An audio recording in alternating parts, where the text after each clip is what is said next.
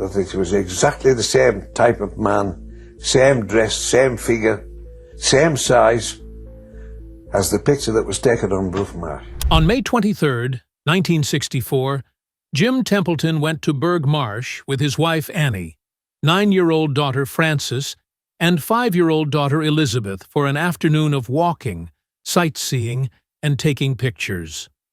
Burgh Marsh is a scenic area of grassy plains and coastal dunes, located within view of the shores of Scotland in Cumberland, England. On this sunny Saturday afternoon, Templeton and his family hiked up a grassy knoll, about 8 miles west of their home in Carlisle. Jim Templeton was a local fireman from Carlisle, Cumberland, England, and a respected amateur historian and photographer whose pictures were regularly featured in the local press. Because of his local reputation, Jim had developed friendly relationships with many reporters in the area. On this day, Jim was eager to take photos of Elizabeth dressed in her new dress, using his Kodak 35mm camera. When the film was developed, the Templetons were confronted with something that was truly unbelievable. The event not only changed their lives, but also created a stir in the UFO community, leaving the public intrigued for many years. Burgh Marsh overlooks the Solway Firth in Cumberland, England. In 1974, Cumberland and Westmoreland were merged to form the administrative county of Cumbria, which is why the two names are sometimes used interchangeably depending on the time period. Carlisle, where Templeton and his family lived, is situated in the extreme northwest of England, right on the border with Scotland. Burgh Marsh is a remarkable landscape that attracts both birdwatchers and hikers because of its natural beauty and historical significance. The northern fells can be seen in the distance to the south, and the marsh is historically significant as King Edward I died from dysentery on July 7, 1307, while camped there during the war with Scotland. The marsh is also prone to flooding at high tides, making some roads impassable at times. A firth is a term used in English to refer to coastal waters, particularly in the United Kingdom, mostly within Scotland. It is related to the term fjord, a narrow inlet between high cliffs, though firths tend to be more common along Scotland's east coast or in the southwest. The Solway Firth forms part of the border between England and Scotland. Its coastline consists of lowland hills and small mountains, with fishing and hill farming being the area's primary economic activities, although tourism is on the rise today. The Solway Firth is also home to several nature reserves, with ongoing conservation efforts aimed at preserving its wildlife and natural beauty. Templeton described the day as a typical afternoon. However, he noted that the cows and sheep that would usually populate the field were all gathered together on the far side of the marsh, while a couple of older women were knitting in a car about 300 to 400 yards away. This didn't seem unusual, and it appeared to be just another normal day. Not noticing anything out of the ordinary, Templeton had Elizabeth pose on a grassy hillside in her new dress, holding a bunch of freshly picked flowers. The weather was warm and sunny, and everything seemed perfectly normal. He took 3 photos of Elizabeth with his Kodak 35mm SLR camera, and then the family continued on their way, unaware of what the camera had captured. The first 2 photos featured Elizabeth alone, while the third was a more casual shot of Elizabeth and Annie together. A Kodak SLR is a single-lens reflex camera that uses an internal mirror mechanism, allowing the photographer to view exactly what the camera lens sees, offering a near-perfect preview of the final image. It's important to note that with the type of 35mm camera Jim was using, he had to manually turn a knob to advance the film to the next slot after each photo, essentially winding the camera. He also needed to pull the camera away from his face after each shot to check the scene and make sure the pose and composition were exactly how he wanted them. This was long before the days of instant feedback offered by modern smartphones and tablets. A few days later, Templeton picked up his developed photos from the chemist. The chemist casually remarked that a man had walked past during what he thought was the best shot of Templeton's daughter. Templeton, puzzled, examined the photo in question. While many photos claim to have captured the likeness of extraterrestrial beings, few are as fascinating as the image Templeton accidentally captured that day. In the photo, there appeared to be a tall humanoid figure in a spacesuit, protruding at an odd angle from behind his daughter's head. The figure appeared to either be extremely tall and able to lean off balance with ease, or was hovering above the ground.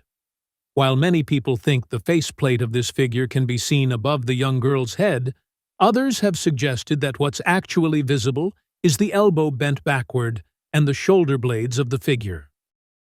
It also looks like the figure is turned to the right, and what some believe is a faceplate might just be a shadow cast by the base of the skull.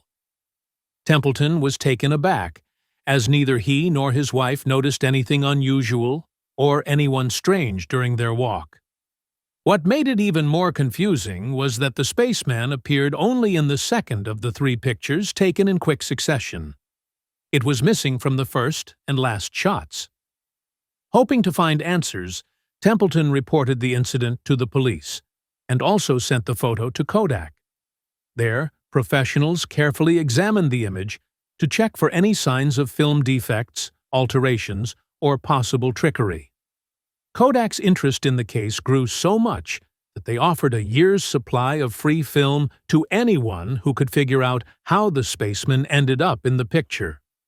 After a full investigation, Kodak confirmed that the image was authentic and dismissed the police's theory that it was simply a case of double exposure, where two negatives overlap during development. Chief Superintendent Oldcorn brushed it off as one of those odd photos that happened by chance, a freak occurrence. Before long, this strange image caught the attention of international media, and the photo began appearing in newspapers all over the world.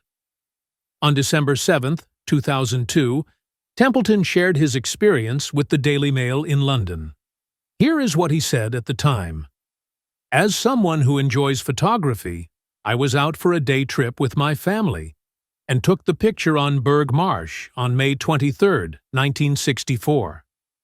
I used an SLR camera with Kodak's new color film, which they later developed. I took 3 similar shots of my daughter Elizabeth, and I was shocked when the middle one showed what looks like a spaceman in the background. I brought the picture to the police in Carlisle. After checking it over, they said there was nothing suspicious about it. The local newspaper, the Cumberland News, picked up the story, and not long after that, it was being talked about all over the world. I know the picture isn't fake, and I'm just as confused as everyone else about how that figure appeared in it. Over the years, I've received thousands of letters from people all over the globe with different theories, most of which don't really make sense to me. It's worth mentioning that I never received any money for taking this photo. The only suggestion that stuck with me came from Walmart in Australia. They wrote to me a month after the photo was circulated worldwide. They were interested in getting a high-quality color version of the photo because they had halted the launch of the Blue Streak rocket around the same time my picture was taken. Apparently, 2 figures resembling spacemen had been spotted near the rocket. I later found out that part of the Blue Streak rocket was built and tested right there in Burgh Marsh. James Templeton, Carlisle, Cumbria, England. Interestingly, the area where the photograph was taken had long been associated with frequent UFO sightings. Many people living near Burgh Marsh believed that the nearby nuclear power plant might have had something to do with this. Templeton told journalists that while he had heard of UFO reports in the Burgh Marsh area, he hadn't seen anything strange on the day he took the photo. He also mentioned that he was never someone particularly interested in UFOs. On May 23, 1964, the same day Jim Templeton took his well-known photograph, a test launch at the Woomera rocket facility in Australia was suddenly aborted. The rocket was the Blue Streak, originally designed as a ballistic missile and later modified to carry satellites. It was part of the UK's contribution to the space race and had performed reliably up until that point. The test was stopped after two automated cameras picked up two large human-like figures in what looked like white spacesuits walking near the launch pad. At that time, the Templeton photograph had not been published in Australia, and the launch crew was unaware of it. Meanwhile, Templeton was taking 3 photos of his daughter in Burgh Marsh, England. Templeton later explained what he was told about the incident. According to him, people monitoring the cameras saw someone in the launch area, which led to the countdown being cancelled. A search of the area turned up no one. The explanation given at the time was a technical issue. Templeton said the figures seen in Australia looked just like the one that appeared in his photo. Same build, size, and shape. Reporters soon found out that the Blue Streak rocket used in the launch had been built in Spaceman, a location only a few miles from where Templeton took the photo. Not long after, the editor of a Cumberland newspaper asked to borrow the original negative of the Spaceman photo to send a copy to a paper in Australia. The image had started making rounds in Australian media, and people at the Woomera test site had seen it. They noticed the similarity between the figure in Templeton's photo and what was seen in their launch footage. When Australian journalists asked to see the security footage from the aborted launch, they were told that out of all the film canisters from the Blue Streak program, only the one containing that specific footage was missing. There was also an earlier incident involving a Blue Streak rocket. During a test, observers located about 100 miles away called the launch site to report a bright light speeding toward restricted airspace. Captain Tom Dalton Morgan and others watched the light move in strange patterns before it quickly left the area. He later said no known aircraft or missile could have moved like that. The Woomera site had a history of strange sightings and at least one other aborted launch caused by what was described as a white figure seen on security footage. The Blue Streak rocket was eventually launched successfully on June 5, 1964, but not without several delays and unexplained problems.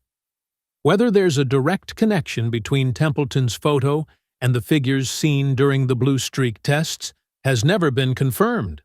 The Blue Streak program was eventually shut down in 1971. A few weeks after Templeton's photo was published, something unusual happened. 2 men wearing black suits and bowler hats showed up at the fire station where Templeton worked. Some reports say they came to his house. At that time, there was no widespread public idea of men in black. The 2 men, who called each other by numbers rather than names, claimed they worked for the British government but never showed any ID. They asked Templeton to take them to the spot where the photo was taken.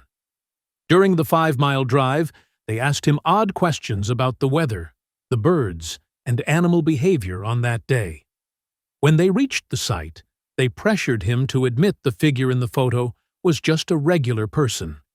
Templeton refused. The men became irritated and left him behind to walk back. In another version of the story, one of the men asked, "This is where you saw the man?" And Templeton replied, "No, I didn't see anyone." They then got back into their car and drove away without him.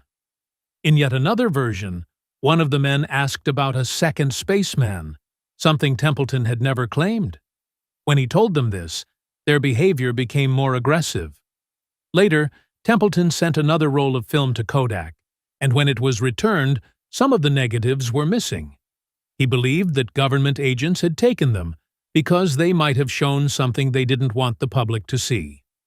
Not long after the unsuccessful Blue Streak test launch, on September 14, 1964, another unusual event was recorded by a United States Air Force team during an Atlas rocket test launch in Big Sur, California. A U.S. Air Force lieutenant claimed that a craft fired 4 beams at a dummy warhead moving at 8,000 miles per hour, causing it to malfunction and fall out of its trajectory. The following day, he was called in by his superior officer, a major, along with 3 unknown men dressed in gray suits. After a short round of questions and a review of the test footage, he was instructed not to speak about what had happened. Now, nearly 50 years later, the Solway Firth Spaceman photo still remains unexplained, standing out as one of the most talked-about mysterious photos of the 20th century. In 1996, Templeton and his daughter, now Elizabeth Dobson, spoke with the Scottish newspaper Dumfries Courier. Elizabeth shared her thoughts. "I was really young and can't remember much. I think it was somebody from another planet. It is pretty selfish of us to think that we are the only intelligent form of life."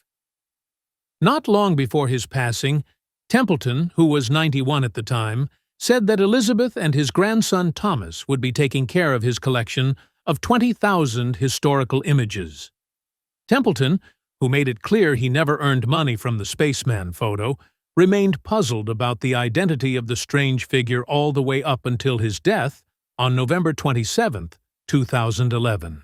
Trying to think about things we don't yet understand or have answers for, could the figure in the photo be someone from the future? Or maybe a visitor from another world, here to give us a warning or just exploring on some kind of time travel vacation? Maybe the real question isn't whether the Solway Firth Spaceman was real or not, but why so many unusual events seemed to occur around the same time and place. Multiple sightings, unexplained figures captured on film, aborted rocket launches, and even missing footage. These aren't things that typically happen all at once, let alone in places separated by thousands of miles. Jim Templeton never went looking for attention. By all accounts, he was a quiet man, a dedicated fireman, and someone who didn't have any particular interest in UFOs or science fiction. He took a picture of his daughter on what seemed like an ordinary day, only to find himself at the center of something that no one could fully understand. He didn't try to profit from the photograph, and he never changed his story. If anything, he seemed frustrated by how people tried to explain away what he had experienced. Over time, skeptics came forward with theories. Some said the figure in the photo was just someone walking in the background, accidentally caught on film. Others claimed it was an overexposed image of his wife. But none of those explanations sat well with Templeton, and they certainly didn't match the accounts from Australia or the missing footage from the Blue Streak project. And then there's the visit from the so-called government agents. It's hard to say what their real intentions were. If they were truly officials, why hide their identities? Why pressure him to say the photo was a hoax? And why did they become angry when he refused to change his story? The way they acted seemed more like intimidation than investigation. To this day, the Solway Firth Spaceman continues to draw interest. Researchers, enthusiasts, and skeptics all weigh in with their own interpretations, but the truth is that no one has been able to provide a definitive answer. The combination of photographic evidence, eyewitness accounts, and high-level military interest makes this case stand out among countless other unexplained sightings. Maybe it was just coincidence. Maybe there really was something, or someone, that day, watching us from a distance. Whether it was a trick of light, an undiscovered explanation, or something far beyond our current understanding, the photograph remains a strange reminder that we still don't know everything about the world around us. Thanks for watching. It really means a lot. If you haven't already, go ahead and like the video and subscribe to the channel. We will see you in the next video.